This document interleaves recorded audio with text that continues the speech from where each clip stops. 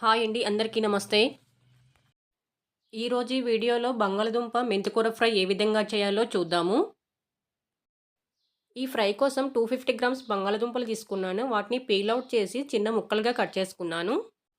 ఒక గిన్నెలో కొన్ని వాటర్ వేసుకొని అందులో కొంచెం సాల్ట్ వేసుకొని కట్ చేసుకున్న బంగాళదుంప ముక్కల్ని వేసుకోవాలి. ఈ ముక్కలన్నింటినీ 2, 3 సార్లు ఇలాగ ప్లెయిన్ వాటర్ వచ్చే వరకు కడగాలి. ఈ విధంగా చేయడం వలన మనం ఫ్రై చేసేటప్పుడు ముక్కలు ఒకదానికొకటి అతుక్కోకుండా ఉంటాయి. తర్వాత వాటర్‌లోకెళ్ళి ముక్కలన్నీ తీసుకొని ఇలాగ ఒక గిన్నెలో వేసుకోవాలి.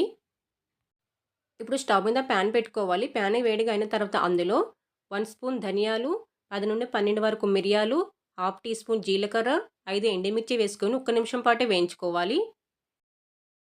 ఇవి వేగిన తర్వాత వీటిని ఒక ప్లేట్‌లోకి తీసుకోవాలి.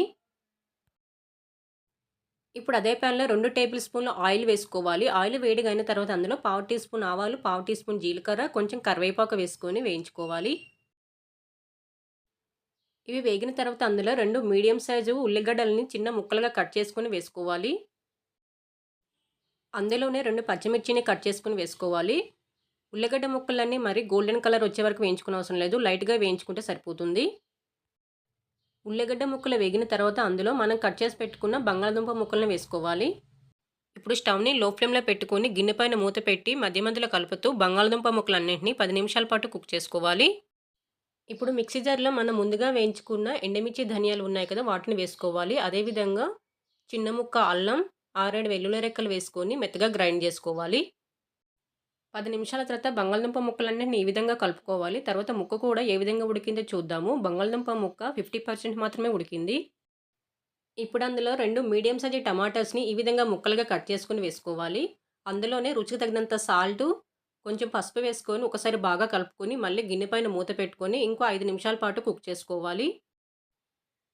5 నిమిషాల తర్వాత టమాటా ముక్కలన్నీ సాఫ్ట్‌గా కుక్ అయ్యాయి కదా! ఇప్పుడు అందులో 1 స్పూన్ కారం వేసుకోవాలి. అందులోనే పావు టీ స్పూన్ గరం మసాలా వేసుకోవాలి. అదేవిధంగా మనం గ్రైండ్ చేసుకున్న మసాలాను కూడా వేసుకోవాలి. ఇప్పుడు బంగాళదుంప ముక్కలు మసాలా మొత్తం కలిసే విధంగా ఒకసారి బాగా కలుపుకోవాలి. కలుపుకున్న తర్వాత గిన్నె పైన మూత పెట్టుకొని ఇంకో 2 నిమిషాల పాటు కుక్ చేసుకోవాలి. నేను ఈ ఫ్రై కోసం చిన్న కట్ట మెంతికూర తీసుకొని వాటి ఆకులన్నింటిని ఈ విధంగా తీసుకొని మెంతికూర ఆకులన్నింటినీ వాటర్‌తో 2, 3 సార్లు శుభ్రంగా కడిగి ఈ విధంగా సన్నగా కట్ చేసుకున్నాను. 2 నిమిషాల తర్వాత బంగాళదుంప ముక్కలన్నింటిని ఈ విధంగా కలుపుకొని ముక్క ఉడికిందో లేదో ఒకసారి చూద్దాము.